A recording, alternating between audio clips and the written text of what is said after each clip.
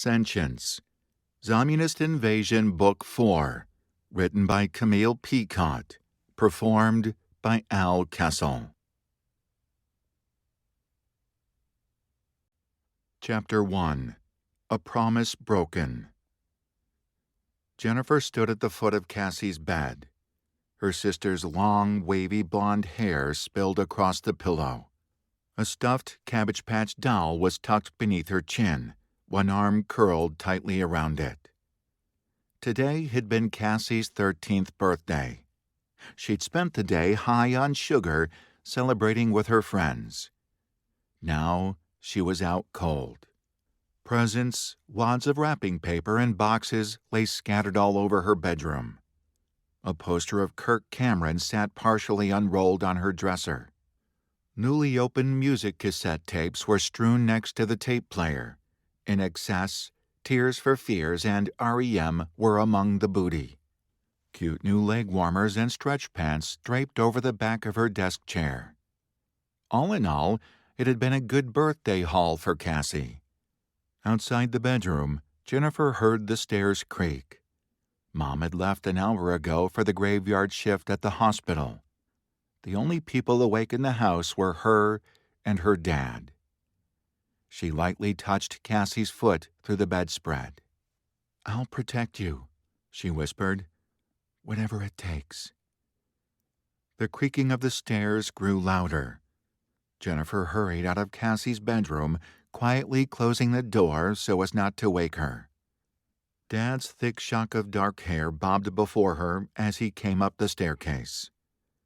Uneasiness shivered through her body. She planted herself in the middle of the hallway, determined to be brave. She would do whatever she had to do to keep her little sister safe. "I broke my promise." Wind streamed over the top of the Soviet Jeep, battering Jennifer in the face.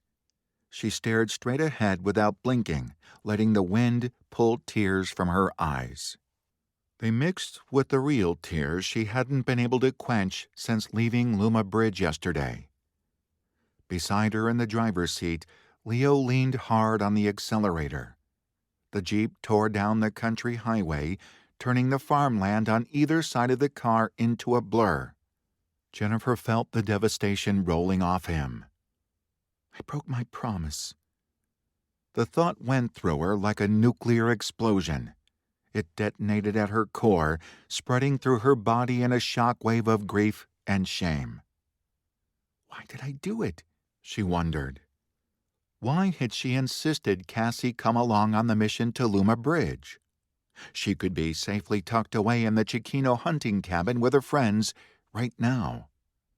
Instead, her body was somewhere at the bottom of the Pacific Ocean, buried beneath the bridge she detonated to keep busloads of Soviet invaders from infiltrating their home. Cassie had been the sweet one in the family and never been very confident. Jennifer always worried that made her easy prey. She thought that, if only given the opportunity, Cassie would come to recognize her inner strength. Strong. Yes, Cassie had been strong. Jennifer hadn't gotten that wrong. It was that very strength that led her to sacrificing herself. Jennifer pursed her lips to keep from sobbing. She ached with loss from the inside out. She didn't deserve to grieve. Leo, he deserved to grieve. She'd pushed him toward Cassie. Look where that had gotten him. Was she destined to sow destruction everywhere she went? Pressure compressed her chest. She suddenly found it hard to breathe. Digging her nails into the car seat, she kept her eyes pinned on the road ahead of them, silently fighting the emotion raging inside her. A scream gathered in her throat. She stuffed it back. Her heart pounded so hard, it was painful. She squeezed her eyes shut.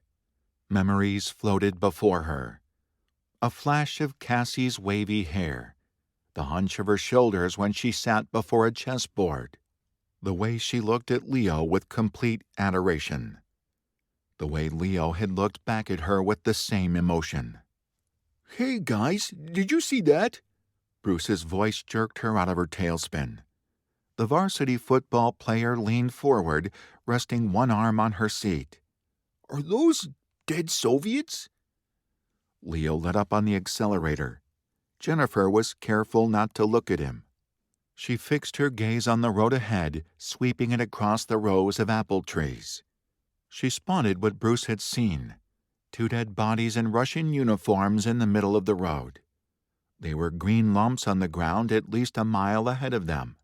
Bruce had good eyesight. Be ready. Leo pulled the .22 from the holster at his waist, holding it in one hand while he drove.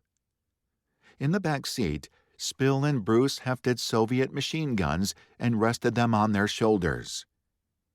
The pressure in her chest subsided. It was easy to shut off grief with danger ahead of her. Jennifer rose, putting one knee on the seat and bracing her other foot on the floor. She shouldered her machine gun, alert for any sign of danger. She expected Leo to tell her to be careful. He always did stuff like that.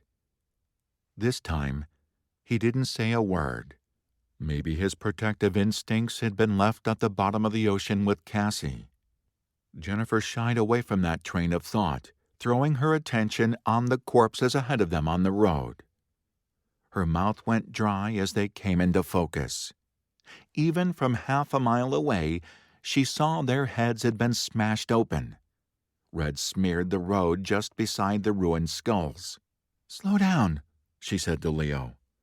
He didn't argue. As the Jeep decelerated even more, she scanned the trees on either side of them. Smashed skulls meant one of 2 things. Either Russian soldiers had been killed and eaten by mutant zombies, or they'd been killed and eaten by sentient zombies. Watch the trees, Leo said, obviously coming to the same conclusion. There had been sentient zombies back at Luma Bridge. They weren't mindless monsters like regular zombies. They were smart, cunning, strong, fast. More dangerous than anything they'd yet come up against. Jennifer wasn't a scientist, but she guessed the Nezhet vaccine given to all the Soviets had mutated. Instead of turning them into regular zombies, it turned them into smart zombies. Let it be sentient zombies. The thoughts skittered through her mind. She didn't care if she lived or died in the next 60 seconds, but she sure as hell would love to kill some communist bastards. On your left, Spill barked. 10 o'clock. Bullets leaped from his gun. 10 o'clock? She had no idea what that meant. It had to be closer to 4 or 5, but she saw where Spill aimed. Jennifer shifted her stance and fired, adding her bullets to the fray. Something dropped down from the tree and dashed away, heading deeper into the apple orchard. Sentient zombie! Leo downshifted and made a hard left, heading into the orchard in pursuit. The sentient Soviet zombie churned through the trees ahead of them. He was like an Olympic runner on steroids, moving faster than any regular human could. Leo's knuckles were wide on the steering wheel as the Jeep bumped its way over the uneven ground of the orchard. Something moved in her periphery. Jennifer swung to the right, firing on instinct. A Soviet uniform disappeared behind a tree trunk.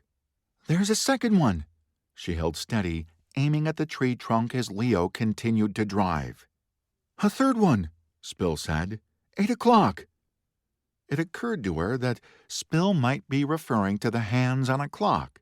She heard military guys did that sometimes. Jennifer sighted on the Soviet as he came into view. She fired and was awarded with a spray of red blood. The bastard shimmied up the trunk and disappeared into the boughs of the tree. No fucking way. She wasn't going to let him get away. She threw open the passenger door. The ground whizzed by below her. What the fuck are you doing? Leo shouted. It was the first time he'd spoken to her since they left Luma Bridge. Jennifer didn't answer. She flipped the safety on her gun, timed the jump between the trees, and leaped out of the moving Jeep. she hit the ground hard. Her years of training as a gymnast and later a cheerleader kicked in. Her momentum threw her into a forward roll across the ground. She somersaulted over leaves, twigs, rotting apples, and popped nimbly onto her feet. She broke into a run, both hands around her machine gun. A cloud of fruit flies burst into the air around her as she trampled over rotting apples. Flipping the safety off, she aimed upward into trees sagging with overripe fruit. Behind her, Leo slammed on the brakes. "Jen! Don't stop!" Jennifer yelled over her shoulder, never taking her eyes off the apple tree. "Get the others!" To her surprise, Leo sped away. Good.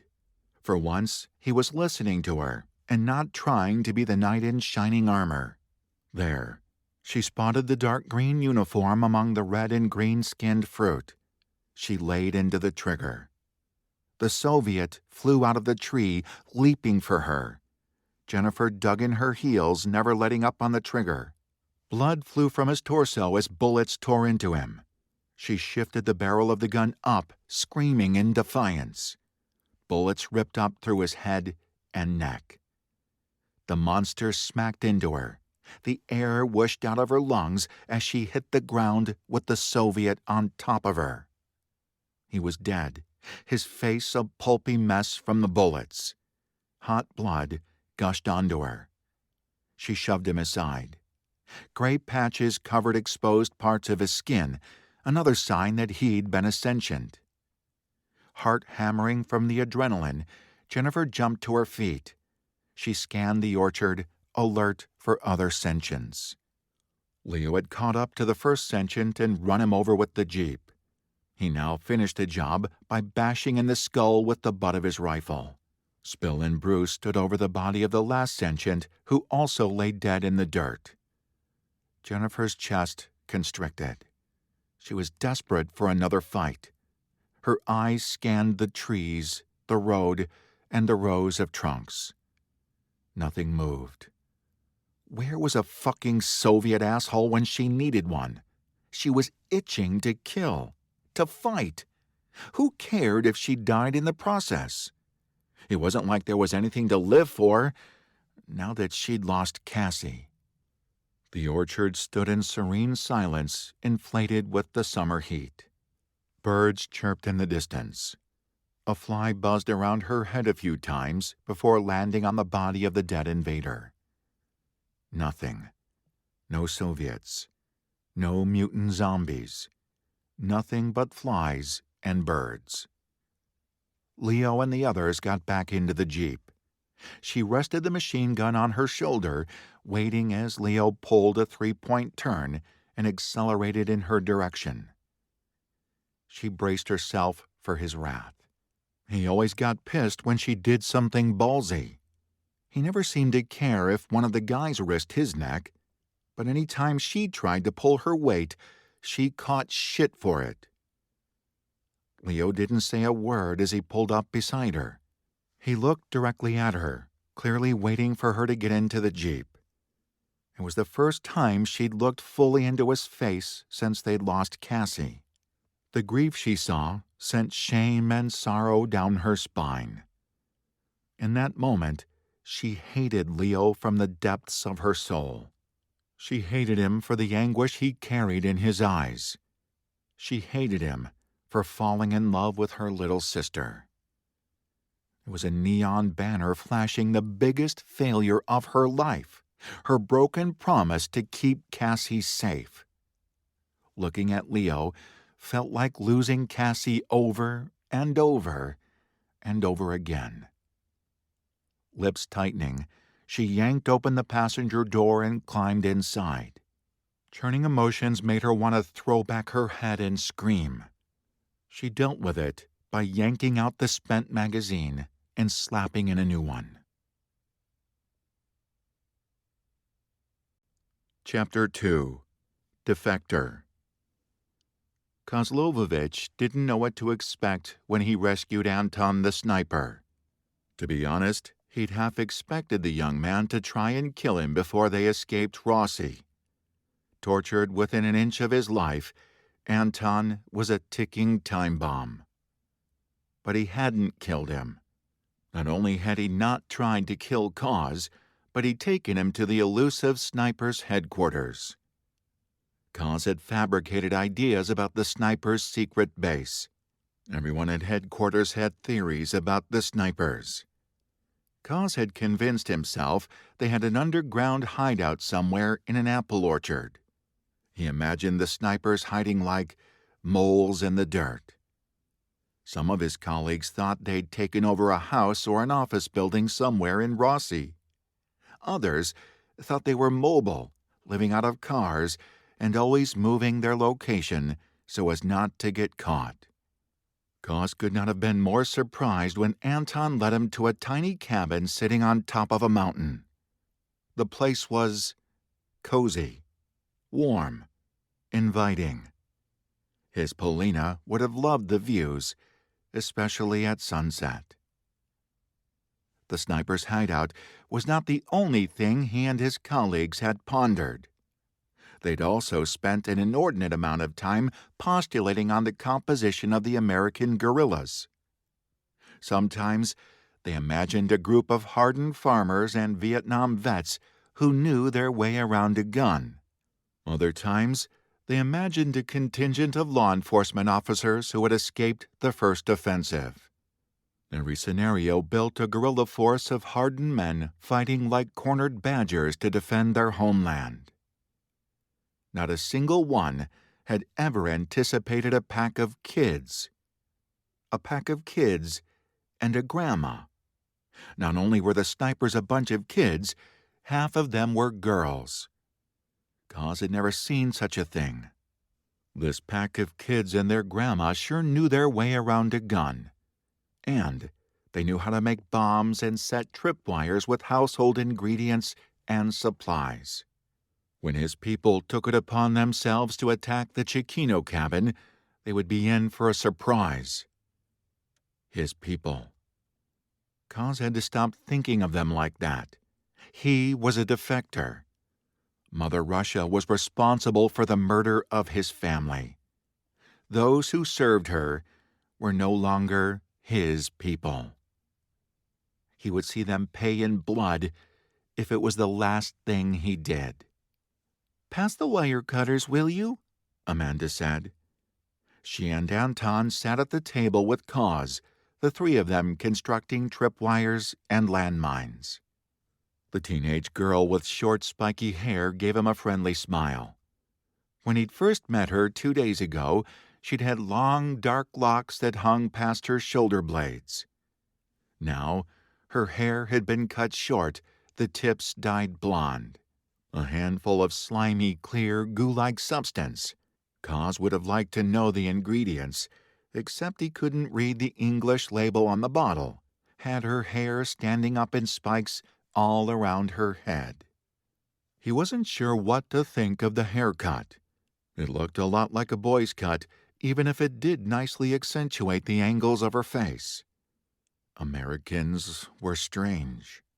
He'd always known that, but being smack in the middle of the snipers put him up close with their oddities. He picked up the wire cutters and handed them to Amanda. She was a big, sturdy girl. Strong. She smiled easily and warmly any time their eyes met. Looking at her brought memories of Polina to the surface. If they'd had a daughter, he imagined she would have looked like Amanda. Thoughts of his dead wife prodded a deep ache he carried inside. Kaz hardened himself. The snipers are tools, nothing more, he reminded himself. A means to an end. He shifted his attention to the book that lay open on the table. Amanda called it The Anarchist's Cookbook. It contained fascinating diagrams on how to build bombs and blow things up. It made Kaz wish for the 100th time he could read English. In all the years he'd taken secret English lessons with American prisoners, he'd never thought to study letters. The book was a reminder of what an odd place America was. A book such as this would never be allowed in Russia. "What's wrong?" Amanda asked. "I was thinking of my wife." "Is she back in Russia?" "No, she is dead." "Oh." Amanda's brow wrinkled with sympathy. "I'm sorry to hear that. My parents both died in the first offensive." The girl was an orphan. For some reason, this information made Kaz want to comfort her. But that would accomplish nothing. He wasn't here to make friends. Besides, he didn't know the first thing about comforting a teenage girl, let alone an American teenage girl with spiky hair. He decided to attempt small talk. The Americans were always talking. This was another strange thing they did. Small talk was considered treasonous back in Russia. If you make idle chat, you help a spying rat. "Your parents taught you how to do this?" He gestured to the bomb and tripwire she was making.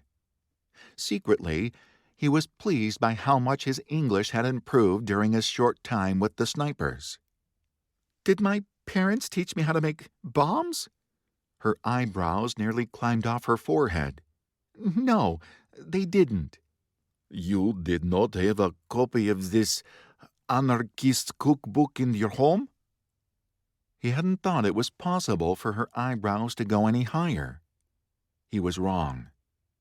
"This isn't exactly a coffee table book."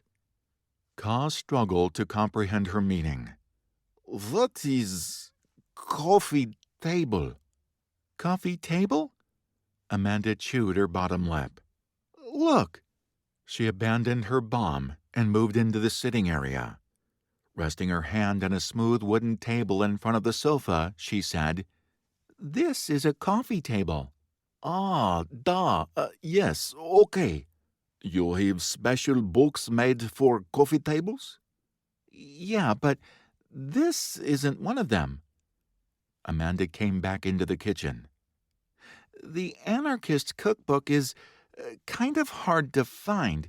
I don't know how Nona got her hands on a copy." Nona. Kaz had been tracking her movements all morning. She was on the other side of the kitchen, busy preparing a meal they would eat later today. Her slight body belied a strength he saw in her eyes every time she glared at him. Of all the snipers, she was the one who saw through his facade. She saw him for the monster he was. It was obvious every time she looked at him. It was a problem that needed to be dealt with. Nona held tremendous influence among the snipers. She said jump, and every sniper jumped. The snipers were essential to his plan. He could not afford for her dislike to stand between him and vengeance. "Done!" Amanda smiled proudly at her finished bomb. "Nona, where should this one go?" "Basement," Nona replied from her position at the stove. "Set it behind the door. We'll set up the tripwire if the communist bastards try to attack." She turned around as she spoke, looking directly at Kaz as she said this. Communist bastard. The message loud and clear. She tolerated his presence only because he'd rescued her grandson. That, and he'd proven that he contained valuable information that could help her country. If not for those two things, Kaz had no doubt she would have him shot, skinned him, and turned his remains into a doormat. If he'd been lucky, she would have done it in that order. He supposed he and Nona were not so different. They each saw one another as a means to an end. Kaz was nothing if not methodical. Nona's intense dislike was a problem that needed solving, and the best way to solve a problem was with trial and error. Trial number 1, small talk. "What is your name?" Kaz asked. "Nona." "Not that. That is what the kids call you." What is your real name? That is my real name. The glare she gave him was hard enough to rival one of General Petrov's. Kaz had spent a lifetime rallying under such glares. He tried a different angle. What is the name your parents gave you? That is none of your business. Polina hadn't liked him to begin with either. Kaz was nothing if not persistent. It's one of the reasons he was a good scientist. My name is Victor. Victor Kozlovovich. Nona. Anton, intent on the landmine detonator he was constructing, didn't look up from where he sat at the far end of the kitchen table. It was the first time he'd spoken in nearly an hour. His face was a mix of purple bruises and dark scabs from the cigarette burns. Kaz is being friendly. I have all the friends I need, Nona said. Anton never took his eyes from his work. Her name is Valentina Traioni Cicchino. Valentina. The name fit the trim woman who ran her kitchen with the efficiency of a military officer. Small talk was clearly not the way into her fortress. Trial number 2. Cooperative attitude. I am finished, Valentina. Kaz held up his own bomb and tripwire like a peace offering. Tell me where I should put it. She sniffed and turned her back on him. Put it by the door with the others. It was clear she didn't trust him. Well, he didn't blame her. His people had invaded her country and devastated it with the Nezhit virus. He counted himself lucky not to be a doormat. He hoped the tripwires and bombs would never have to be used. A battle against sentience could derail the things he'd set in motion with the snipers. He hoped the Rossi headquarters was a pile of ash, and those who knew the location of Pole Mountain had died in the sentient Nezhit insurrection, or, as the Americans called them, zombies. It was a vain hope. In his life, he had yet to see hope count for much. Normally, it just got people killed, like his wife and son. When the sentients did come, Valentina planned to blow them to bits, and her lovely cabin with it. A shout from outside drew his attention. "They're coming!" Julie burst into the cabin. Julie was by far the strangest member of the snipers. She wore a tight pink tank top with dried blood splatters on it. Her hands were in fingerless black gloves. The jeans she wore hugged her lithe figure. Bright pink sneakers adorned her feet. And she was actually a he. Kaz had no idea what to think of that. It was beyond baffling.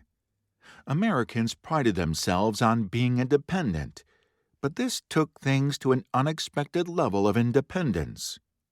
The rest of the group seemed to accept him, her, and Julie handled a gun as well as everyone else in the group. Her choice of clothing didn't impact her ability to work or kill zombies. Perhaps that's why the snipers didn't care what she wore. "I can see them!" Julie skidded to a halt in the middle of the room, chest heaving.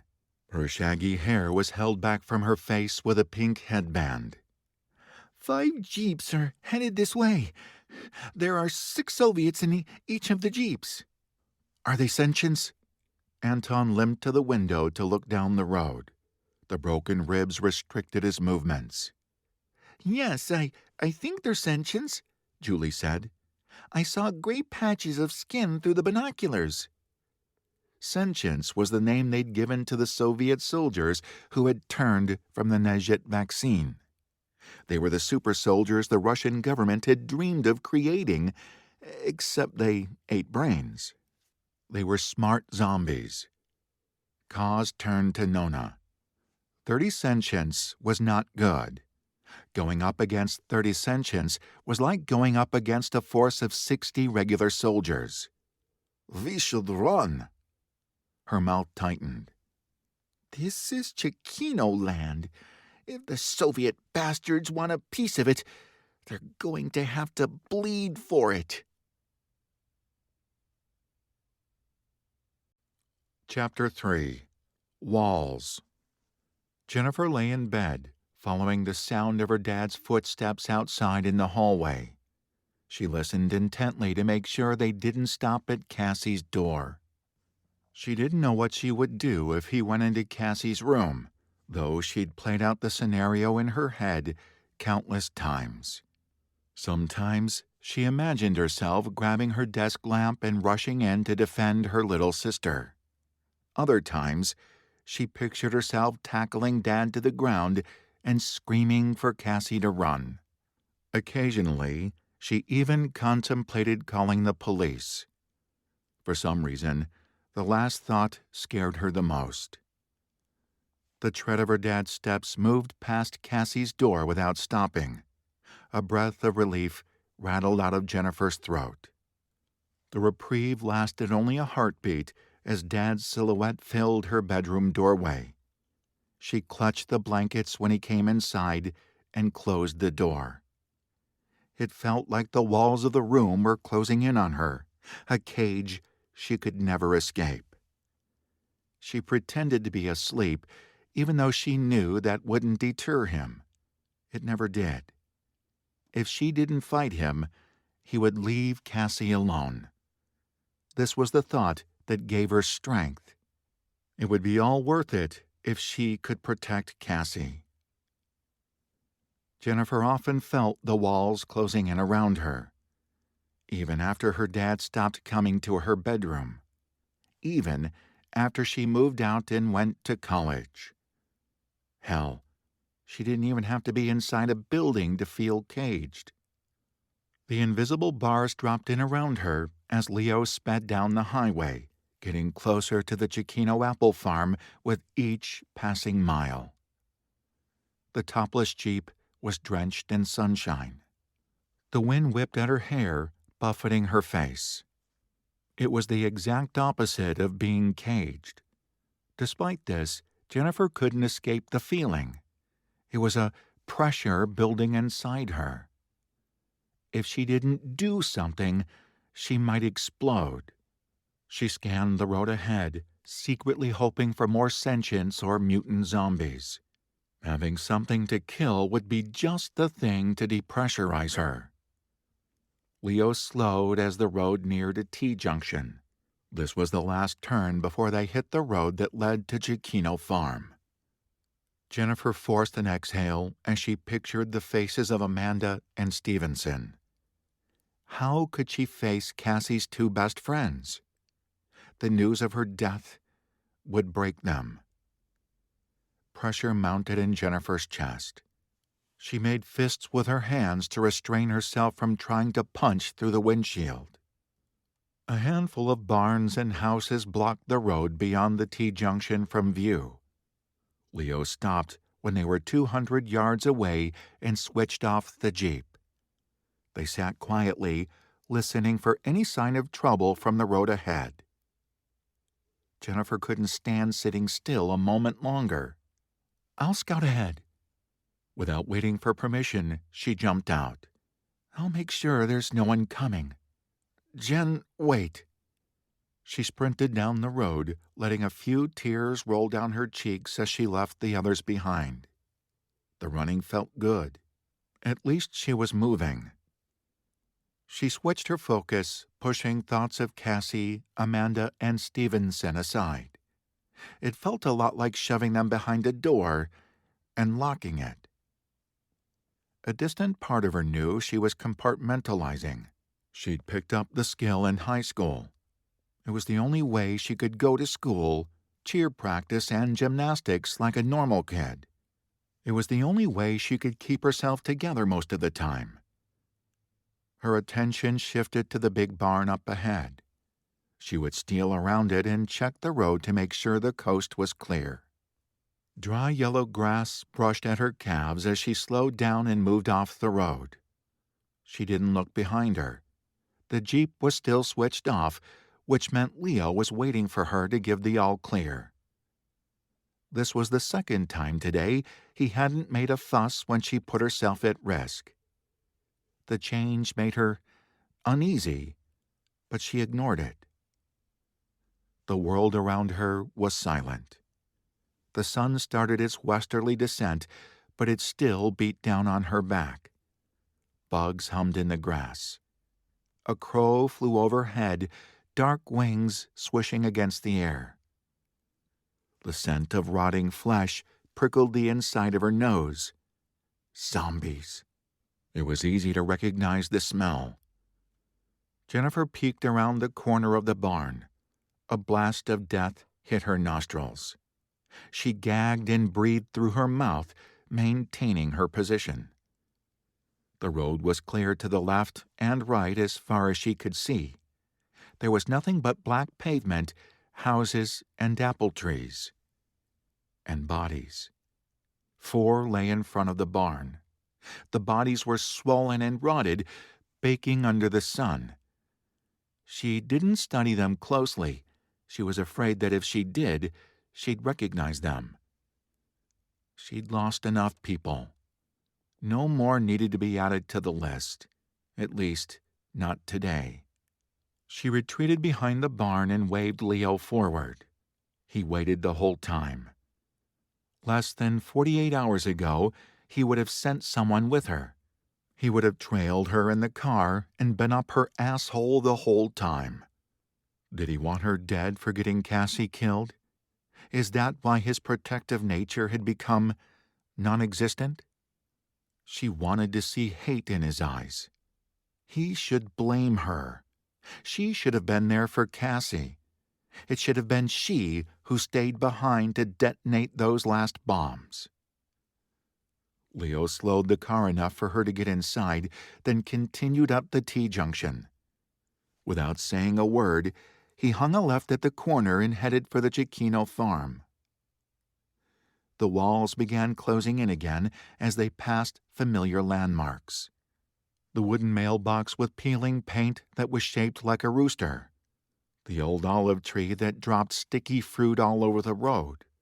The blue farmhouse with moss growing along the eaves. Cattle pasture land opened up on their left. It was the Craig farm. These were all sights she remembered from her many trips to the Cecchino farm in high school. Her chest constricted. Amanda. Stevenson. She would have to face them and tell them about Cassie. The laughter from Cassie's 13th birthday bash still echoed in her head. A familiar black mailbox with hand-painted white numbers came into view. It was the entrance to the Cecchino farm. Her stomach flip-flopped as Leo turned into the gravel driveway. Was this how he'd felt when he carried the news of Jim's death to Mr. and Mrs. Craig? Not only would she have to break the news to Amanda and Stevenson, she'd have to tell everyone at the cabin. It had to be her. Cassie was her sister. It was her responsibility. I got their best friend killed. She blinked away wetness that once again stung her eyes. The invisible walls around her made her feel like she was choking. Leo drove the Jeep through the orchard and entered the dirt road at the back of the property. It was concealed by an old bay tree that had fallen in a storm, making the road practically invisible unless you knew where to look. Dread grew in her stomach as they rolled up Pole Mountain. She was so focused on her next mission, on delivering the news of her sister's death, that she didn't even notice the hum of engines in the distance. "Guys!" Spill stood up in the back seat, grabbing the roll bar as he shaded his eyes to look up Pole Mountain. "Do you hear that?" Leo threw the car into park and switched off the engine. As soon as he did, the rumble of cars reached her ears. "Oh, fuck!" Bruce breathed. Oh, fuck was right. In the sudden silence, it was easy to determine the direction of the cars. They weren't behind them, and they weren't on the road below. They were somewhere ahead of them, on Pole Mountain. From the sound of things, there were 4 or 5 vehicles. There were a lot of reasons why there might be a handful of cars driving up Pole Mountain. Every single one of them started and ended with a Soviet attack on the cabin. From the looks on the faces of her companions, they'd come to the same conclusion. "Fuck!" Leo switched the engine back on and charged forward. Chapter 4. Attack. Cos sat in the belly of the tank he'd stolen from Rossi headquarters. The great metal beast was parked in a thick stand of trees on the northern slope of Pole Mountain.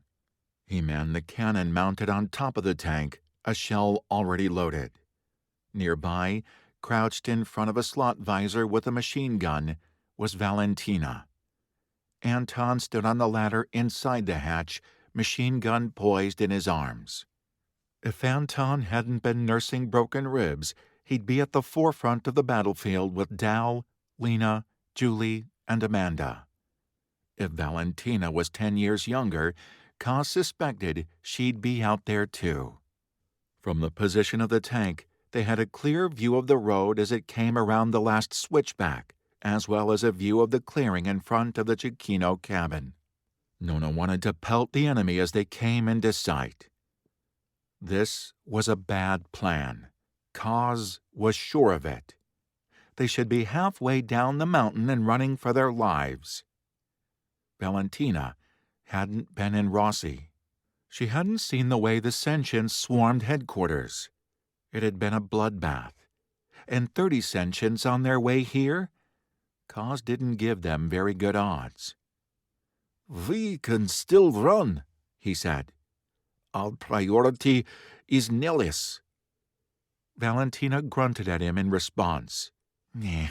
We get as many of the communist bastards as we can. Then we go to Nellis." If we survive. Cos dropped the subject. The snipers had agreed to take him to Nellis Air Force Base in Nevada, where he could share intel on the sentients. If he wanted their help, he must help them survive the next few minutes. He pictured the round face of General Petrov, his superior for 40 years. Just imagining the details of his face, the wrinkles under his eyes, the mole next to the hairline along his right ear, was enough to set anger boiling in his gut. General Petrov symbolized everything Cos hated. It was the reason he had defected. Cos took hold of his anger. It was a good reminder of how much was at stake and how important his mission was. If the snipers fell today, he would have to find another way to get revenge. "They're close." Valentina leaned forward to peer through the sights on her machine gun. "Let's kill these bastards," Anton said. The young man's voice was rock steady as he waited in ambush on the ladder. He didn't look a day over 18, but he carried himself like a veteran who'd been fighting for 20 years. It was difficult to look at him sometimes, not because of what had been done to the young man, but because it was a reminder of what Cos had done to others. He had stolen souls from the eyes of so many people, too many to count. Sacrifice for the betterment of all. That's what he had been raised to believe. Those words had guided his work in the Experimental Science Division. It had taken the deaths of Alexander and Polina for him to see the sickness of his life. The snipers had to survive. For Polina. For Alexander. For everyone who had died in the name of Mother Russia. He could not avenge them if he died like a dog on this hill in the middle of American farm country. The rumble of engines grew louder. Cos pressed his eyes against the periscope. The first jeep rounded the last switchback in front of them. Sparking bombs flew out of the trees, hitting the vehicle from both directions.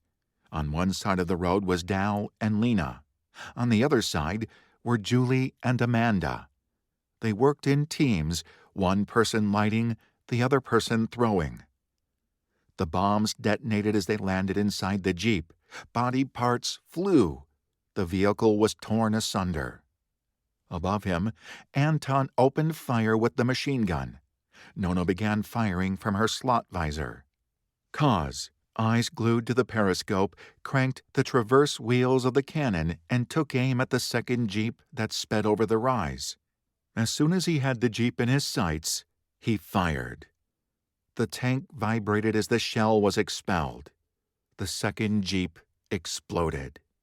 Arms cranking on the traverse wheels, he shifted the cannon, waiting for the third Jeep. Up in the chute, Anton kept firing. "They're leaving the road and trying to cut up through the trees," he said. "We have to move."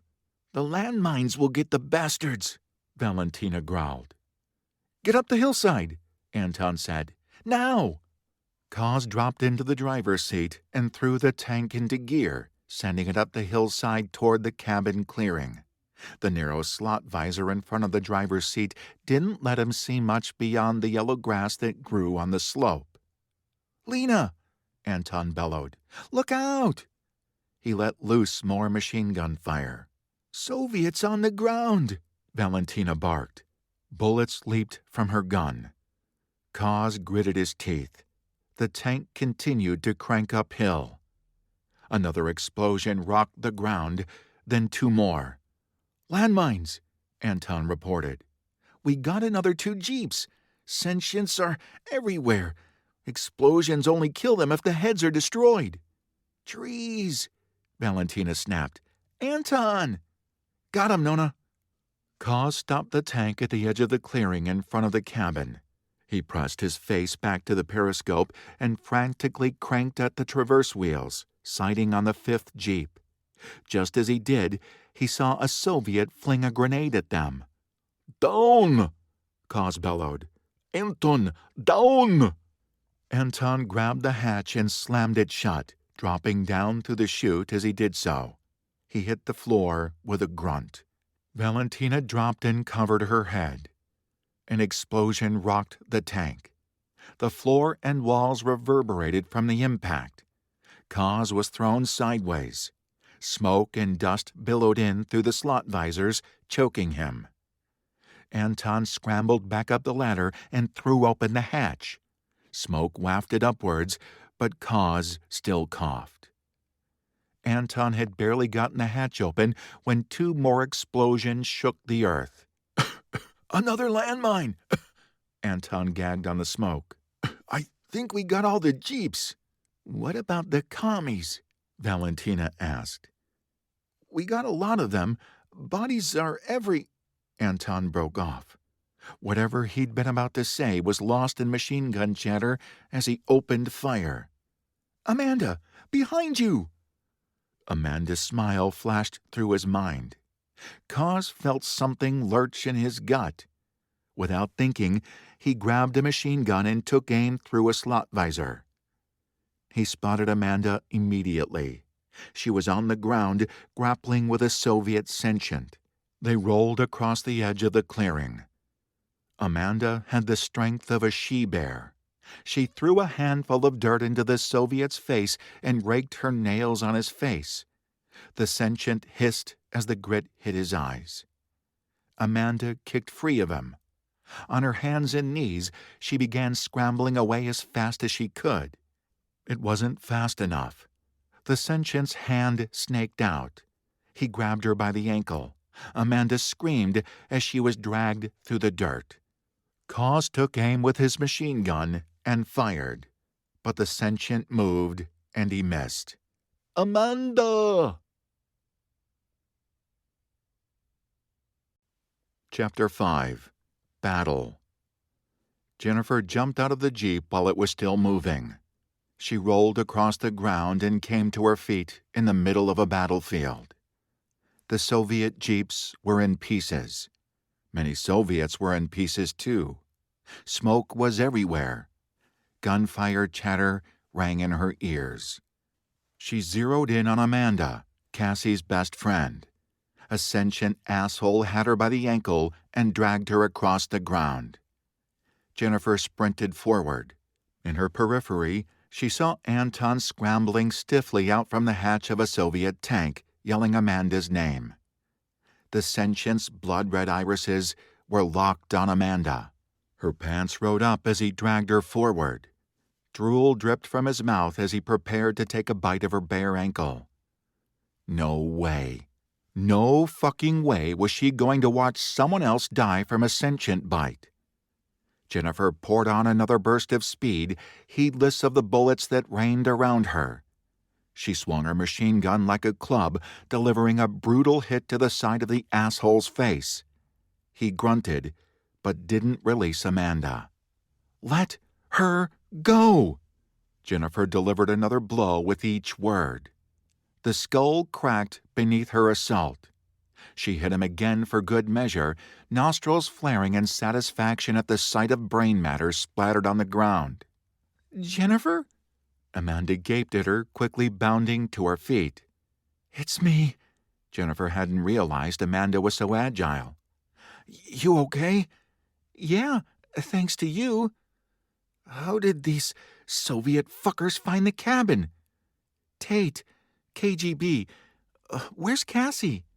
Jennifer felt an invisible spear go through her heart. It became hard for her to breathe.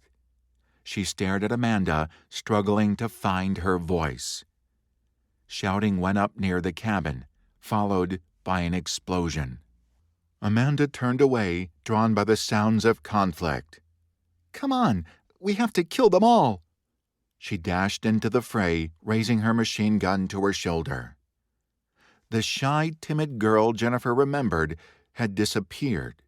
In her place was a badass young woman who mercilessly gunned down 2 Soviets before disappearing into the smoky haze that filled the air. Cassie. Her heart pounded. Jennifer channeled her ragged emotions into rage, pulling them around her like armor. Gritting her teeth, she charged into the smoke, intent on finding sentients to kill. Fuck these Soviet undead bastards. They all had to die. Pieces of the decimated jeeps were everywhere. One engine had caught fire, igniting a small brush blaze. Soviet body parts were strewn across the ground and among the jeep pieces. It looked like over half of their attackers had been killed by landmines. Jennifer zeroed in on a sentient. He crouched low and raced in the direction of the Chiquino cabin. "Not on my watch, asshole!" She took aim and fired. The back of his head exploded in red. The sentient dropped. The smoke shifted. Something moved in her peripheral. It was Dal and Lena, locked in a struggle with 2 sentients. Lena, on her feet, was in a game of chase with her sentient. She danced around the trunk of a broad bay tree, trying to reload her machine gun as the sentient pursued her.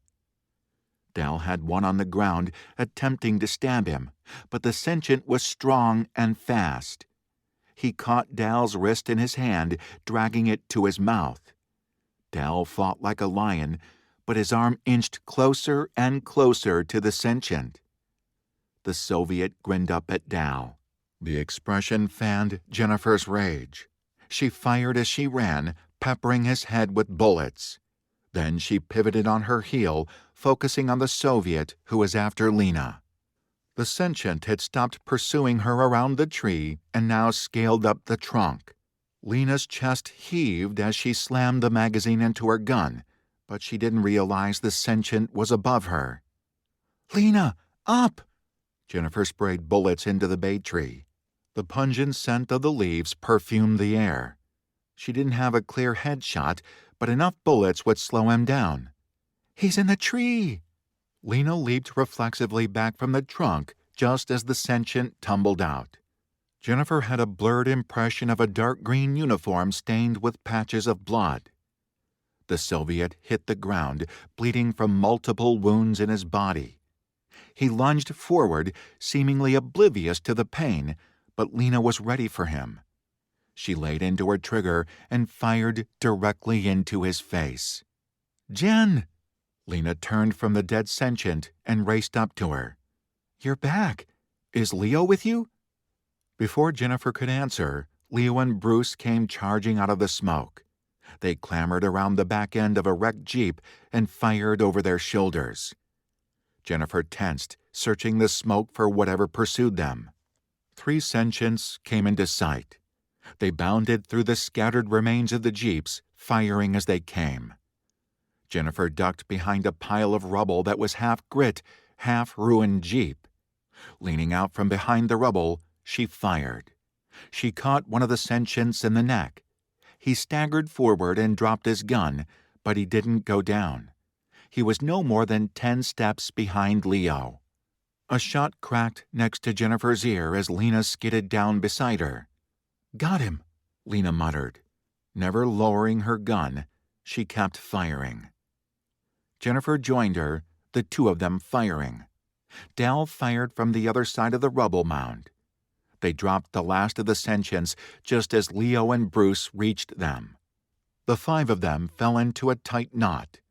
It felt like they'd been fighting like this for years, when in truth it had only been a few weeks.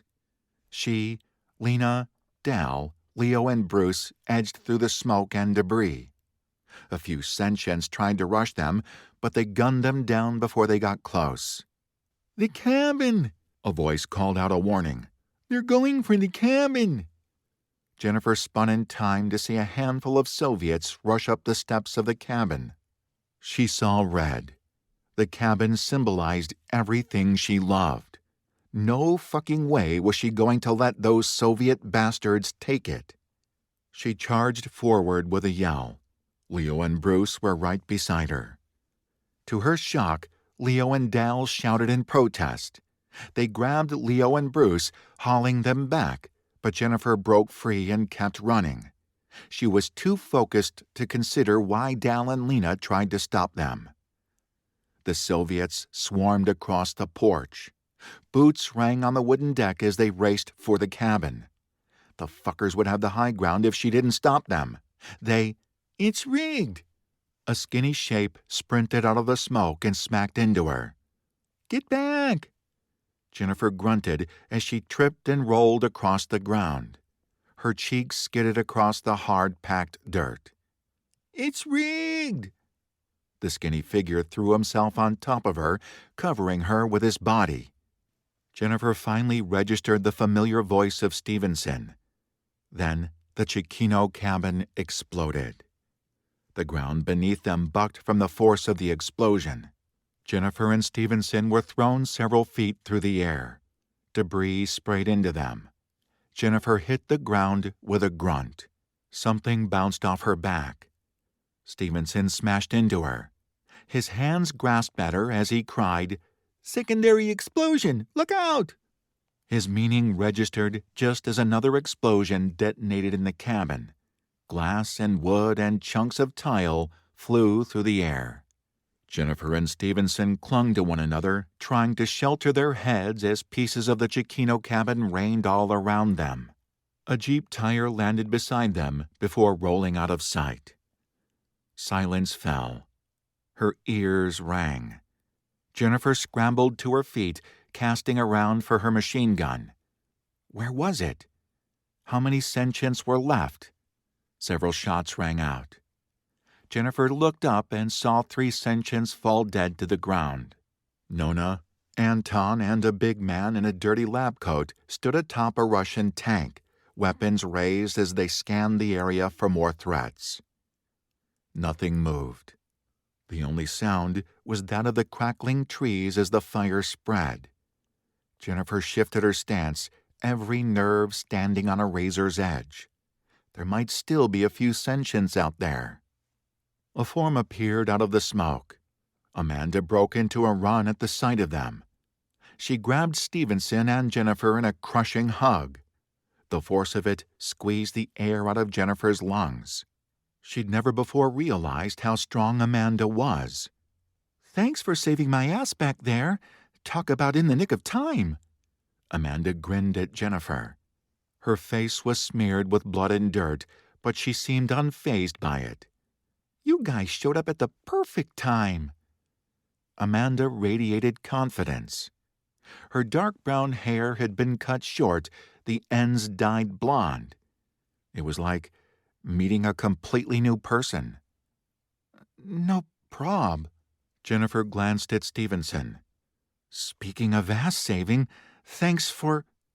She momentarily forgot how to speak. Her eyes raked up and down Stevenson. It was most definitely Stevenson who stood before her. Tall and skinny with glasses. She'd know him anywhere.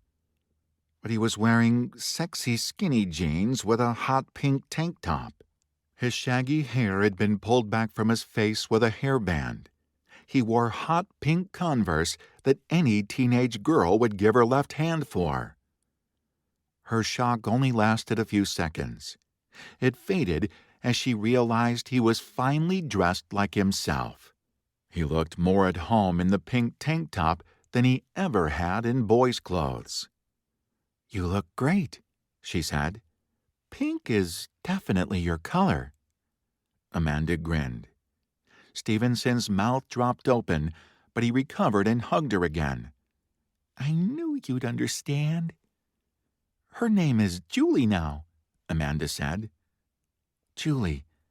Yeah, it suits you. Thanks.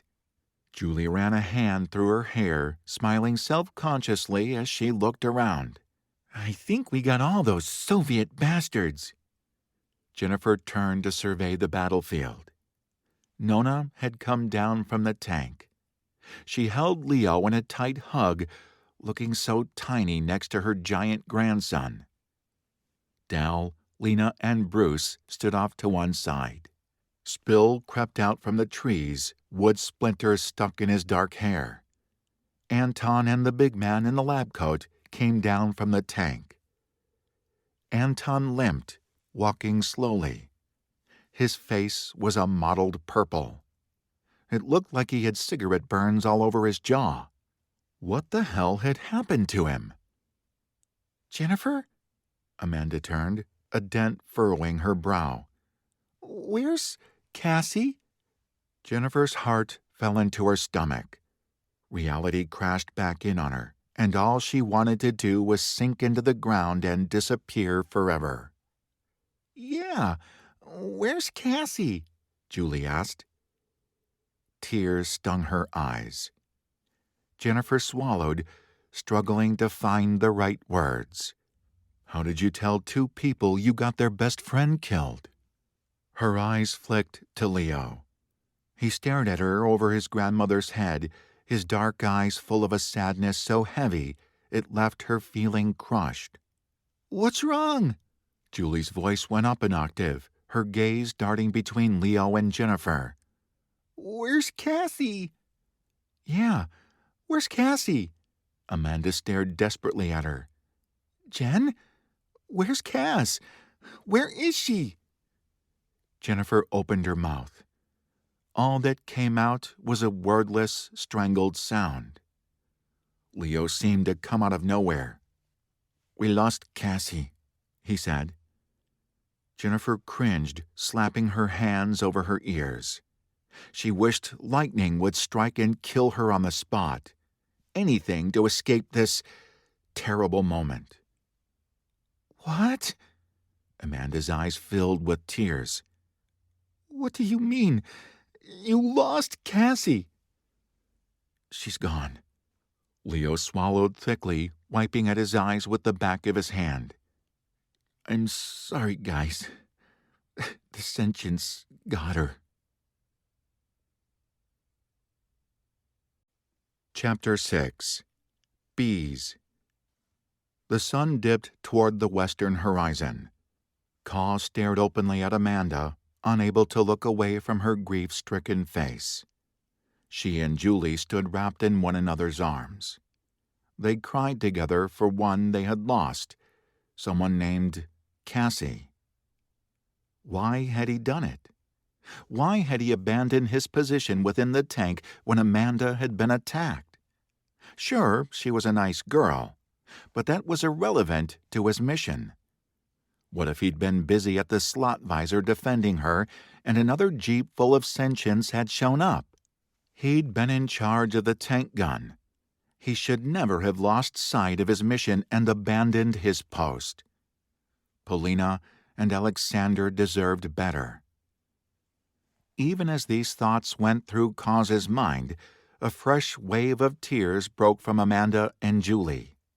He knew he should look away, but instead, Kaz found himself fighting the urge to comfort them. He knew their pain. Watching them was like reliving his own grief when he'd lost his wife and son. He swallowed and hardened himself. Where was all this sentiment coming from? He had not survived 40 years in the experimental science division by being soft. He could not afford to feel sentimentality with the snipers.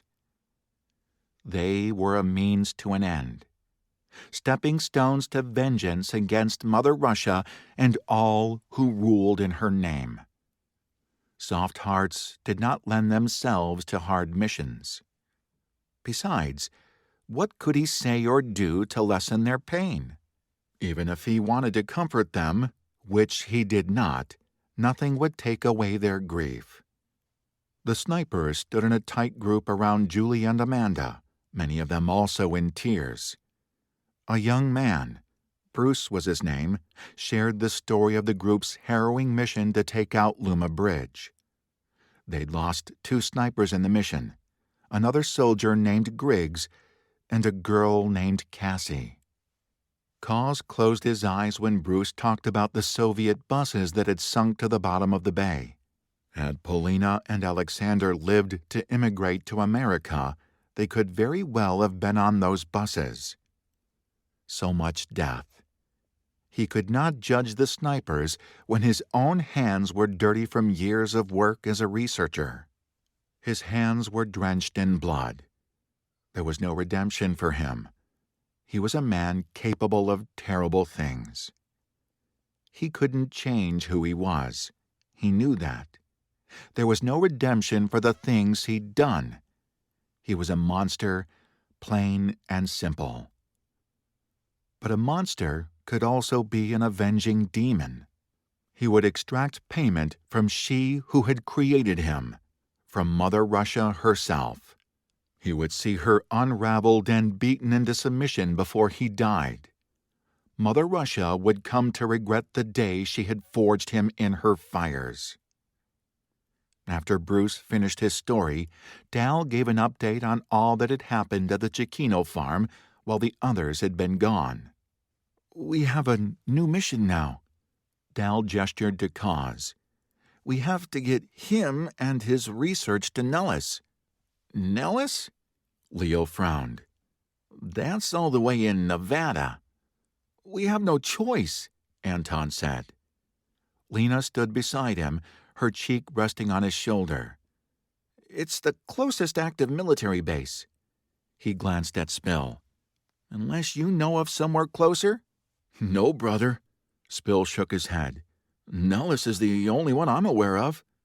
"Unless we find a place closer where we can get help manufacturing the sedative gas, we have to go to Nellis," Anton said. "Kaz brought a tank. We already have it loaded with supplies." "You want to take a Soviet tank all the way to Nellis?" Leo said. He looked as saddened by the loss of Cassie as Julie and Amanda. Kaz suspected he'd been close to the girl before she died. "Yes," Anton said. "It's the best way. The tank will keep us disguised from the Soviet patrols." Jennifer stepped forward. She'd been hanging at the edge of the group, almost as if she felt like an outsider. She wore shame like a second skin. It had clung to her ever since Leo had delivered the news of Cassie's death. Cassie had been Jennifer's younger sister. Seeing her was like looking in a mirror at his own reflection. Kaz wasn't sure what she'd done to despise herself so thoroughly, though he was pretty sure it couldn't be half as bad as the things he'd done. He felt drawn to her, the way water droplets on a petri dish were drawn together. "We need disguises," Jennifer said in a clipped voice. "If we're going to ride in a Soviet tank, we need to look like Soviets. It's the best way to disguise ourselves." She glanced around at the rubble heap. "We'll use the uniforms from the dead sentients." Without waiting to see if anyone agreed, she climbed onto the debris and unearthed the first body. It had been blown in two by one of Nona's bombs. When Jennifer tugged on the foot, only the legs and hips slid free of the wreckage. Everyone stared at her in shock, as though unable to comprehend her plan. Cos climbed up on the rubble beside her. "It's a good plan," he told her. She glanced at him from the corner of her eye, but didn't say anything. Likely she only tolerated his presence because Anton had vouched for him. She pulled off the boots from the corpse and held them up. "Leo, I think these will fit you." She tossed the shoes in Leo's direction. Slowly, the rest of the group joined them, digging through the wreckage to find bodies with intact uniforms. The Cecchino cabin had been decimated. Even though Cos had only been a guest there for a few days, the sight of the rubble made some part of him ache. He'd always wanted a cozy home in America to share with Polina someday. The cabin was just the sort of place he'd dreamt about.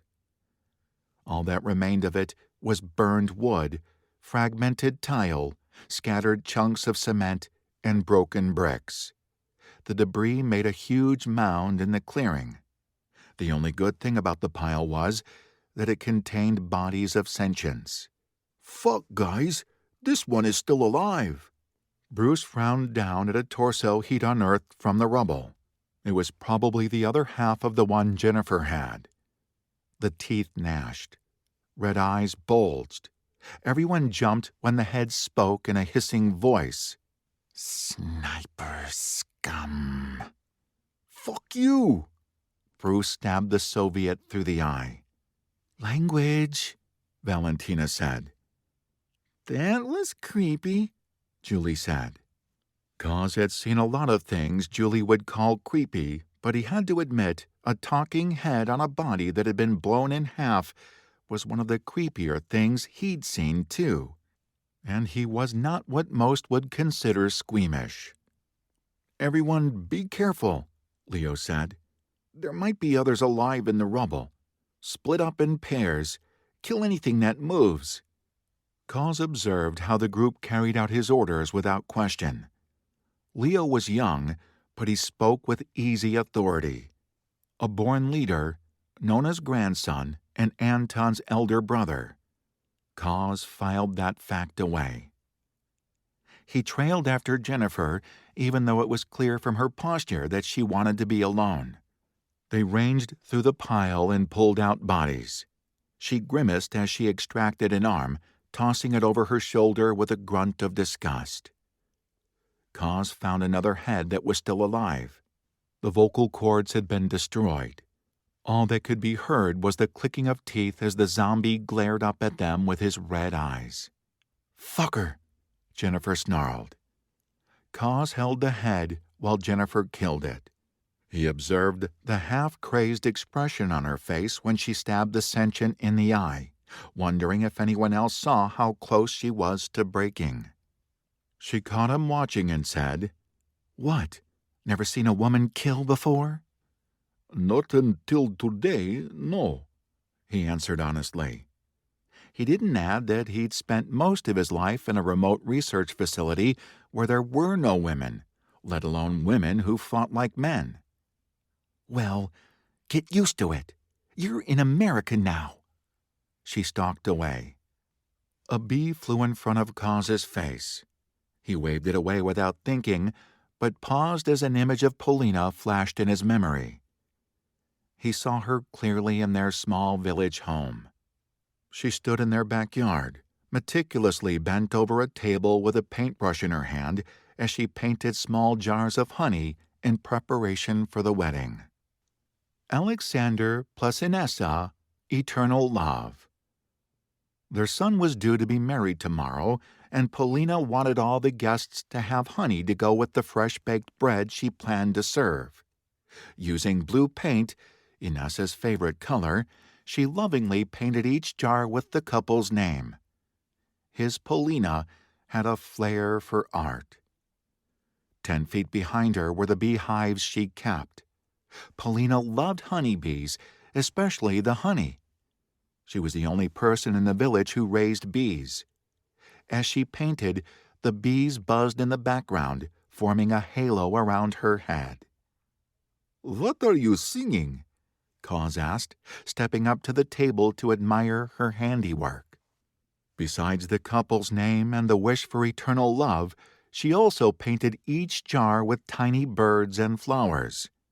A few of them even had painted bees. Each one was a work of art. "You do not remember?" She smacked Cause affectionately on the arm. His brows drew together in a mock frown. "Should I remember every song my wife sings?"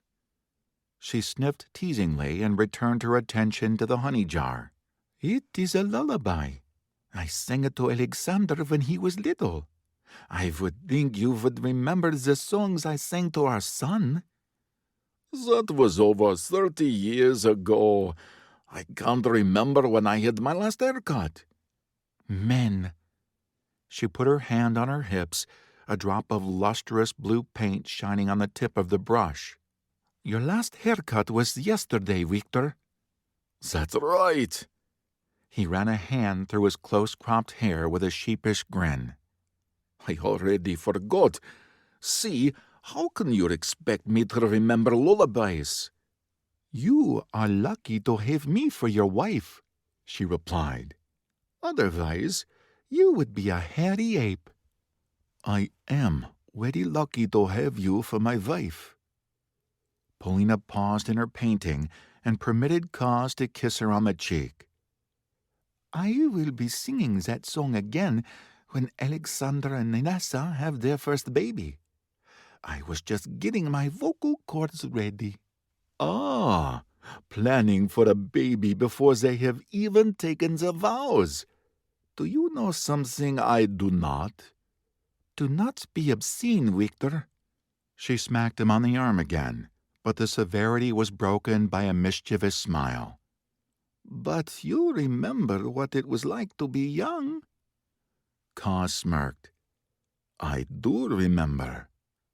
Polina's blush made him chuckle. "I do hope your wish comes true and you get your baby." "Babies," Polina corrected. "Inessa has already told me she wants at least one boy and one girl." "Ah, has she placed her order with Alexander?" "Victor!"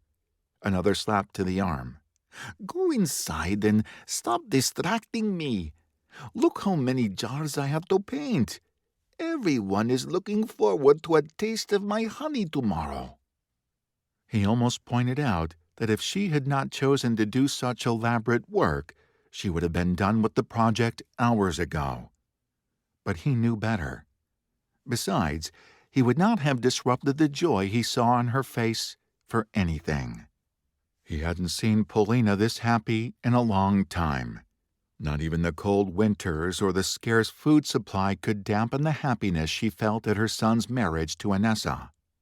The girl was a blessing to their family in so many ways. They had even secured the couple their own cottage only 2 doors away. He could just imagine how happy it would make Polina to help when the babies came. As he left her to her work, Cause glanced back once before going back inside. The bees continued to buzz in the air, creating that lovely golden halo around Polina's head as she worked. Cause stared at the honeybee as it buzzed away. Longing and regret and sadness bloomed heavy inside him. Grief he had carefully stashed away came tumbling back. Gone. They were all gone. Polina, Alexander, both of them dead, and Inessa, the lovely Inessa who had made both Polina and Alexander beam with pride, had disappeared without a trace. Longing for them made his insides ache. Standing among the rubble of the Cecchino cabin, he followed the bee with his eyes as he struggled to get his emotions under control. The bee flew in a lazy circle before landing on a cracked board only a few feet away from Kaz's boots. It walked around on the edge of the board, translucent wings catching the light. The memory once again surfaced. He saw Polina painting the jars the day before the wedding, the bees creating the buzzing halo around her head. And then his attention snapped forward as he saw something move just to the left of the bee. In the darkness of the rubble, something emerged, something bloody and metallic, and aimed straight at him. Kaz had just enough time to jump aside as the gun fired. Chapter 7. Not Forgotten. His foot slipped on a loose piece of cement and he went down, landing hard on his hip. The honeybee flew into the air and disappeared as the enraged face of the sentient emerged from the pile of rubble. The skin from ear to jaw on the left side had been torn away. White bones showed beneath the mangled flesh. Splintered wood and chunks of concrete slid away as the sentient unearthed himself. Kaz rolled to the side as bullets flew from the sentient's gun. He grabbed his own gun, but Anton was quicker. The young man appeared in Kaz's periphery, machine gun raised to his shoulder. He was a damn good shot. 3 bullets ate into the Soviet's face, effectively turning his countenance into a pulpy mass of flesh. The sentient died on his feet and collapsed to the ground. Heart pounding, Kaz climbed to his feet. "You all right, man?" "Thanks to you, da." Anton shrugged as if he had done nothing remarkable. "Couldn't have made the shot if you hadn't gotten out of the way." "A bee." Kaz waved his hand, trying to explain, but words failed him. Between the fear of almost being shot and memories of Polina crowding his thoughts, all he could say was, "A bee flew by." "Are you okay?" Amanda hurried over, looking him up and down. "Did you hurt anything when you fell?" "I am well, thanks to Anton." And the bee. That honeybee had saved his life. "Be careful, everyone," Leo said. "There could be more living sentients in the rubble. Keep your guns handy. Shoot anything that has an intact head." Kaz's hand reflexively tightened on his gun. He gave Amanda a smile and a pat on the shoulder to ease the worried look on her face. He didn't deserve her concern. "I am fine," he said. "It just startled me." Anxious to get everyone's attention off him, he turned his back and went back to sorting through the rubble. He couldn't get the bee out of his head. How was it possible for something so small and insignificant to have saved his life? Then again, could he honestly call a bee insignificant when they had been so important to his wife?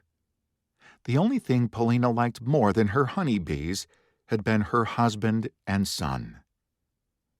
Emotion began to rear its head again. Something inside of him wanted to scream, to rage, to break things. He'd been suppressing these desires for more than a year. He was an expert at shutting himself off. 40 years in the experimental science division had taught him how to disassociate from things. He did that now, carefully folding up the thoughts that wanted to be examined, the emotions that wanted to tear holes in the earth. He tucked them all away and reminded himself of the mission: revenge. Once again feeling in control, he returned his attention to the task at hand. He spotted a foot sticking out of a pile. The cracked remains of the toilet sat atop it. He knelt down, gripping the cracked porcelain in his arms. "Dude!" Bruce paused in his excavation to watch Kaz. "You're one strong motherfucker." "Language!" Valentina delivered a sharp whack to the back of Bruce's head. "Sorry, Nona," Bruce said, though he didn't appear fazed. "Kaz, you're as strong as a bear. That thing must weigh over 200 pounds. Cause grunted from the effort, muscles straining. It was true that he was big and strong. If his mind hadn't been more valuable than his body, he would have been trained as a soldier instead of a scientist. He dropped the toilet into the dirt and noticed everyone staring at him. Again. "Nice dude," Anton said. "You're officially in charge of moving everything heavy." "He can take up your slack," Lena said. "You shouldn't be lifting anything with those broken ribs." Anton grunted. What do you say, Cause? Want to do my share of the lifting?" "Okay," Cause said. "I will pull out the bodies. You undress them." "I'm pretty sure our school teachers never had this in mind when they taught us about the importance of teamwork," Julie said. Cause leveraged up a large piece of wood. Everything atop the board slid sideways, revealing a large piece of the cabin wall. "Look," he said. "Not all is lost. This wall is in one piece." Emotion flickered over Anton's face. "No fucking way," he breathed. "Can you get that out?" Yes." Cause shoved aside some more debris, then grabbed the wall remnant and pulled. Chunks of tile slid aside, revealing carvings on the piece of wall. "Guys!" Anton shouted. "Guys, look!" Everyone hurried over as Cause propped up the jagged wall. The snipers gathered close. The same emotion on Anton's face played over the expressions of those who surrounded him. "It made it," Amanda breathed. "I can't believe it." "What does it say?" Cause asked. Lena cocked her head at him. "You can't read it?" "I cannot read English." "This is a tribute to our fallen," Lena said. "We call it the Wall of Not Forgotten." She traced a finger along a few letters. "This is my father. He died on the first day of the invasion." "We have to add their names." Leo's eyes had taken on a haunted edge. "Cassie and Griggs." "And the Craigs," Nona said. Silence fell. Cause sensed sadness and loss swelling around him. This wall was a shrine for lost snipers. "I'll do it." Jennifer stepped forward, knife in hand. No one tried to stop her when she stepped up to the Wall of Not Forgotten. Cause braced the wall while she carved. "I'll be back," Valentina said. "Julie, come with me." She and the girl went to the tank. Valentina sent Julie inside. She reappeared a few minutes later with a bottle of clear liquid. "We always drink to our fallen," Lena explained. Valentina pulled the stopper out of the bottle. She took a long swig before passing the bottle to Anton. The bottle made its way around the group. No one spoke. Everyone seemed lost in their own thoughts. When Lena passed him the bottle, Cause paused. "My wife and son," he said. "I would like them to be remembered." "How did they die?" Spill asked. KGB. That wasn't the exact truth, but it was close enough. He wasn't sure the group would accept him if they knew the whole truth, if they knew they had a monster in their midst who had gotten his family killed. "That's why Cause is helping us," Anton said. "Fucking KGB killed his family." "Language, Antony." "Sorry, Nona." "Go on, man," Anton said to Cause. "Add their names. Better hurry before it gets too full and there's no room left." No one laughed at that. Taking in Anton's expression, Cause saw the young man wasn't being glib. He took a long swig and passed the bottle to Amanda. Drawing his knife, he approached the wall. Jennifer still worked. Tears shone on her cheeks, but she kept her head averted so no one could see. Cause chose a spot to the side of the sniper list. His lungs felt tight as he thought of Polina and Alexander. Cassie was the best chess player, Julie spoke up from the far side of the semicircle. I mean, Amanda and I are decent players, but Cassie could run circles around us. At the mention of Cassie's name, Jennifer tensed. She never looked up from her work, but a few more tears glided down her cheek. She was the smartest girl I ever met, Leo said. She could outthink any of us. She was beautiful, inside and out. A ripple of sorrow went through the group. Jennifer, do you want to share a story about Cassie? Julie wiped at her nose with the back of her hand.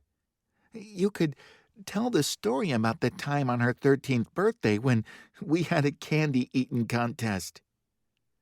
Jennifer jerked as though she'd been slapped. Slamming her knife into her belt sheath, she stalked away from the group and disappeared into the trees.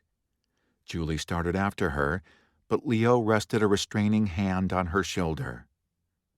"Let her go," he said. Grief filled the young man's eyes. Cause couldn't tell if it was for the loss of Cassie or Jennifer's obvious pain. Tate was a tough motherfucker. Anton glanced at his grandmother, but she didn't rebuke him for his language. He held out as long as he could. I know he'd want us to kill as many of those fuckers as we can. I bet Tate and Jim are blowing vodka fireballs in heaven, Bruce said. That got a few chuckles. They went around the group, everyone sharing a story of someone they'd lost. "What about you, Cause?" Amanda asked. "Tell us something about your family." Cause felt his gut tighten. My Paulina. We met when we were 16. She was buying cigarettes for her mother in the town where I went to school. He still remembered the gray coat she wore on that chilly winter day and the way her light blonde curls had framed her face. I fell instantly in love with my Paulina and knew I would marry her someday. Cause had done many regrettable things in his life, even if he hadn't known they were terrible at the time. The one he regretted most was marrying Polina. If he'd known the heartache he would one day cause her, he would have stayed far, far away from her. My son, Alexander, he was a hard worker, a smart boy, a good husband. Cause wondered, not for the first time, what had happened to Anessa, Alexander's wife. She'd disappeared not long after Alexander had been killed. Cause hoped she'd run away, though his instincts told him something terrible had happened to her. When people disappeared in Russia, it almost always ended in tragedy. I will make things right, Paulina, he thought. I'll make Mother Russia pay. I'll avenge your death, yours and Alexander's and Anessa's. Chapter 8. Rescue. Jennifer sat alone in the dark, knees pulled up to her chest. She rested her forehead on her knees and cried. The sun had dropped behind the horizon, leaving behind a darkening gray sky speckled with stars. A sob wanted to burst from her throat, but she hiccuped and held it back. She didn't deserve to cry. She deserved to suffer, like Cassie had suffered, like Amanda and Julie suffered. She couldn't get the sound of their grief out of her mind. She kept seeing Julie fall to her knees, wailing Cassie's name, and Amanda, shouting at the top of her lungs in shrill desperation as she demanded to know what had happened to Cassie. Jennifer hadn't been able to do it. She hadn't been able to tell them what happened to Cassie. Leo did it instead. That perfect asshole. She never hated him as much as she had in that moment. Leo Cecchino, ever the hero of the hour, had strode through the battlefield when she had failed to find the words needed to deliver the news about Cassie. With sorrowful eyes, he said, "She's gone. I'm sorry, guys. The sentience got her." How he'd managed to speak those words without dissolving was beyond her. She hated him for that, too.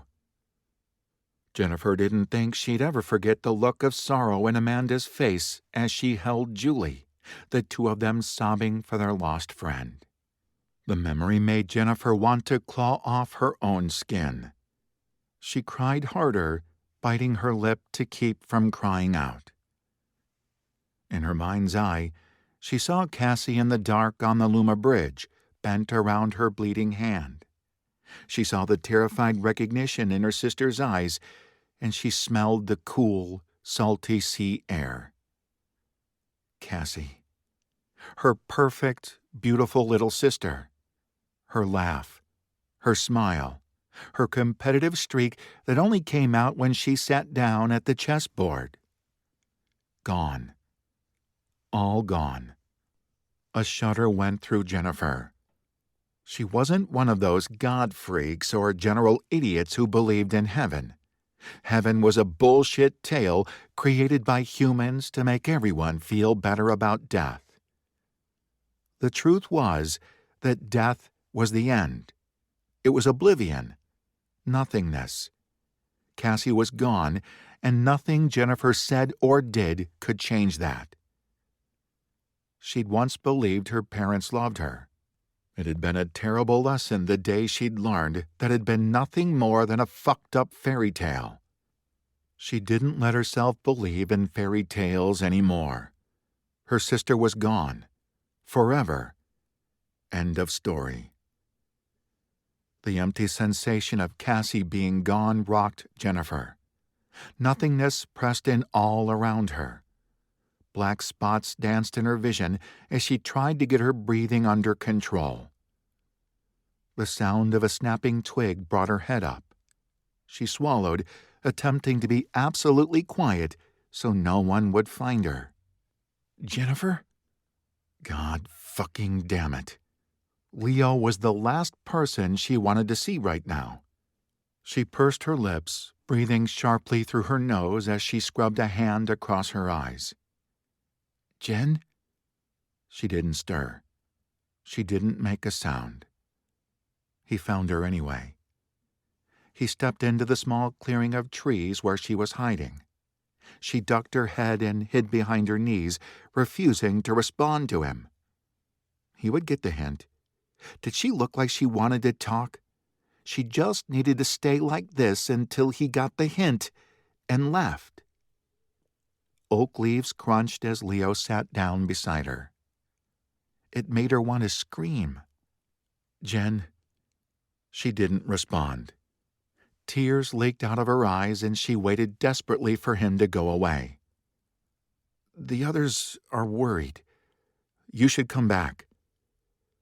She wasn't sure she could ever look Amanda and Julie in the face again.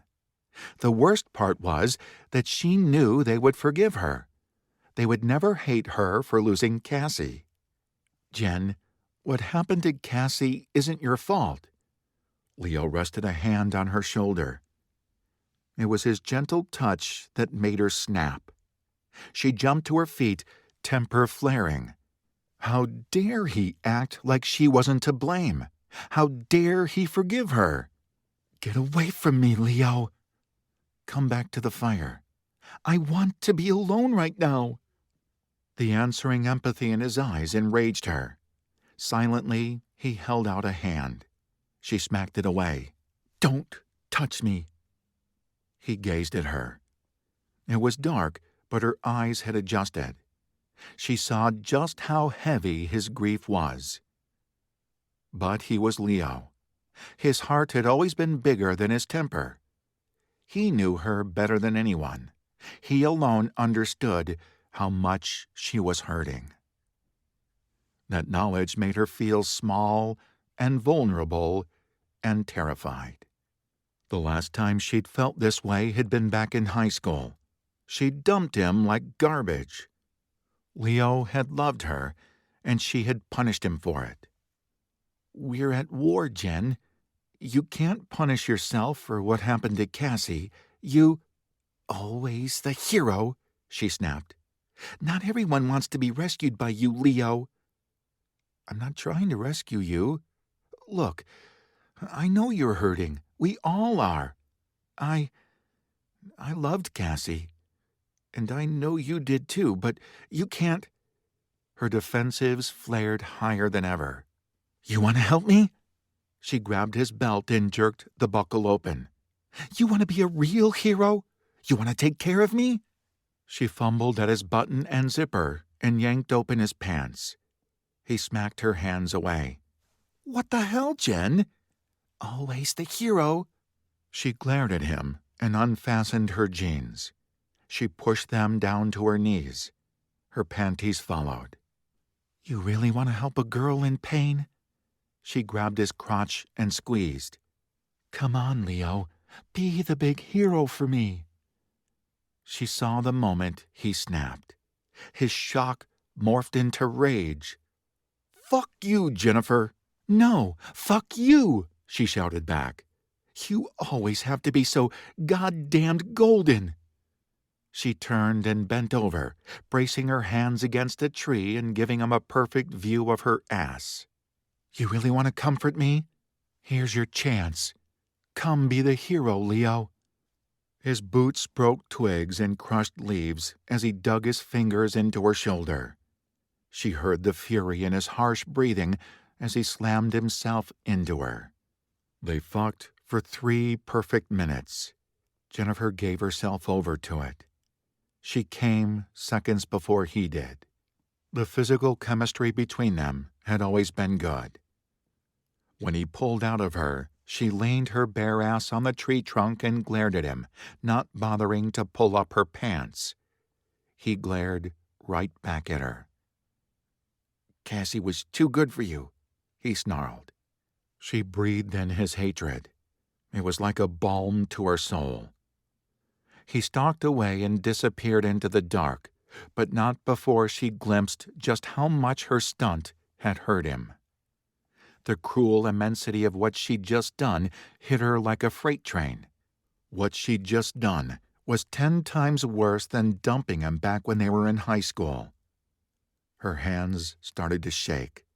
What the fuck was wrong with her?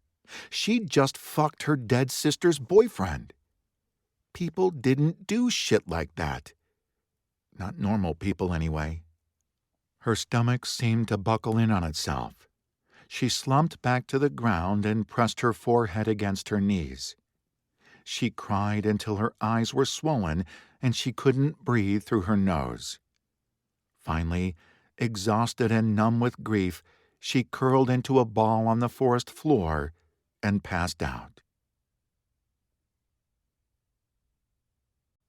Chapter 9.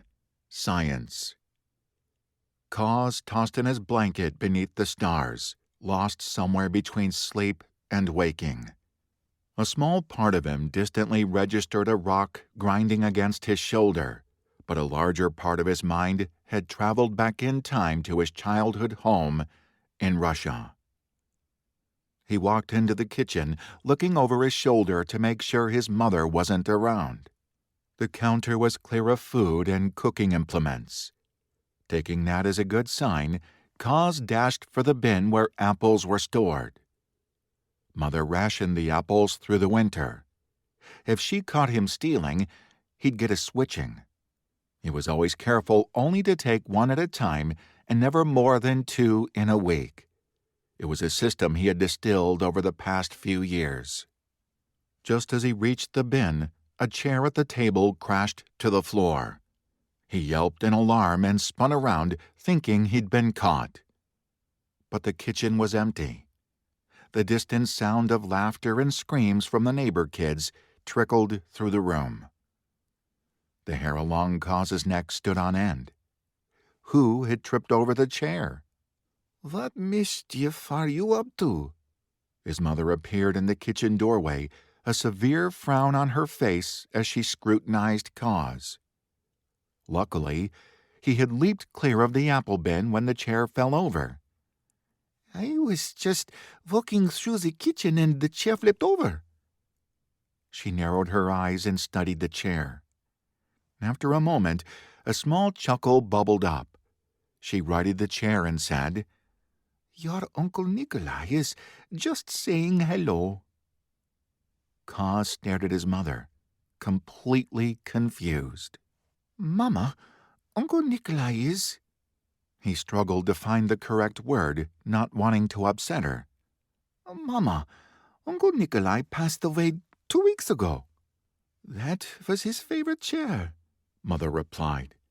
This is where he smoked a cigar every Friday with your father. As if that somehow explained everything. I know, but... Victor. Mother stood before him and rested her hands on his shoulders.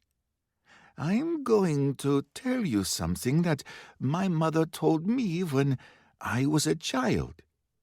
This is a secret, Victor. You cannot tell anyone outside of this house. You know what they do to people if they are suspected of treason. Victor felt every nerve in his body stand on end. What is it, Mama? She leaned a little closer until they were almost nose to nose. There is a soul in the body, Victor, and it continues on after death. A soul has 45 days left on the earth once its body dies. In those 40 days, the soul can choose to visit those people and places they loved when still alive. It can always use the time to make amends. She leaned back, smiling with a distant look in her eyes. Uncle Nikolai was just saying hello. It is an honor to have a deceased loved one pay you a visit. Victor gaped at his mother. He could not have been more shocked if she told him there was a God in heaven, which everyone knew was false. His mind could hardly grasp what she was trying to tell him. She was right. She could be killed for speaking this way. It was just your Uncle Nikolai having a little fun. Mother patted his cheek. I'll tell your father when he gets home. He'll be happy to know he stopped by to say hello. She left the kitchen with a spring in her step. Cos's eyes snapped open in the darkness. Sweat covered him beneath the blanket. Cold air instantly chilled him as he peeled the tangled blanket from around his body. He lay there, breathing heavily in the darkness.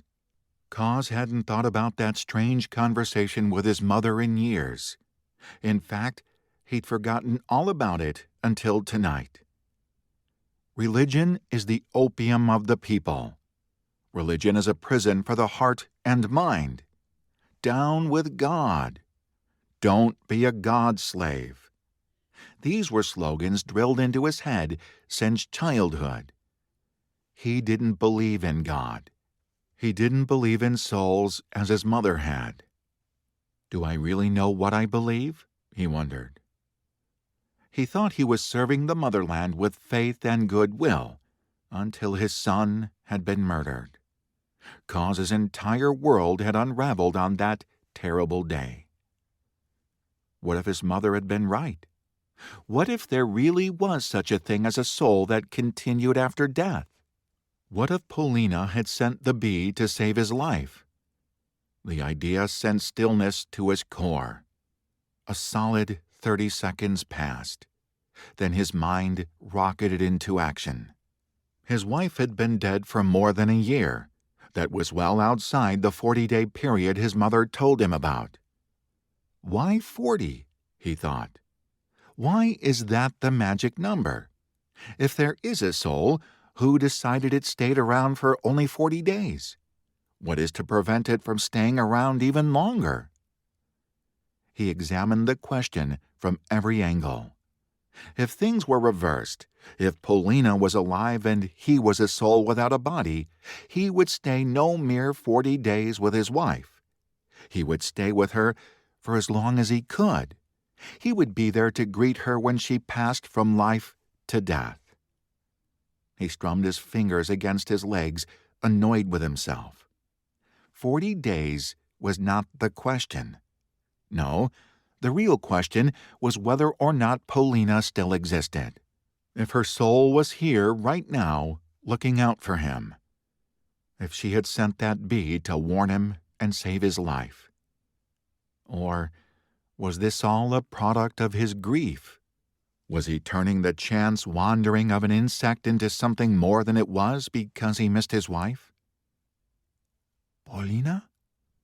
Her name came out as white vapor in the cold night. Polina, my love, are you there? The crickets whirred. The frogs croaked. The dying fire crackled. On the edge of camp, Anton shifted where he sat on a pile of debris, keeping watch. There was no sign of Polina anywhere. But that didn't mean she wasn't out there, somewhere. How long had it taken his team to develop the Nejet virus? Years. It had been there all along, right at their fingertips. It just took them years to find it. Science could prove or disprove anything. Cause believed this to his core. If Polina's soul was out there, if she had not ceased to exist upon her death, Cause could prove it. And if she wasn't out there, he could prove that too. That was the thing with science. It gave you hard truth. Not always what you wanted to hear, not always what you expected to hear, just plain, hard truth. Cause settled back onto the ground, once again pulling the blanket around him. He took in the spray of stars in the sky.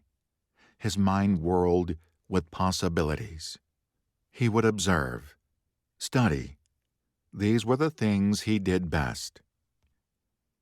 If you are out there, my love, I will find you, he whispered.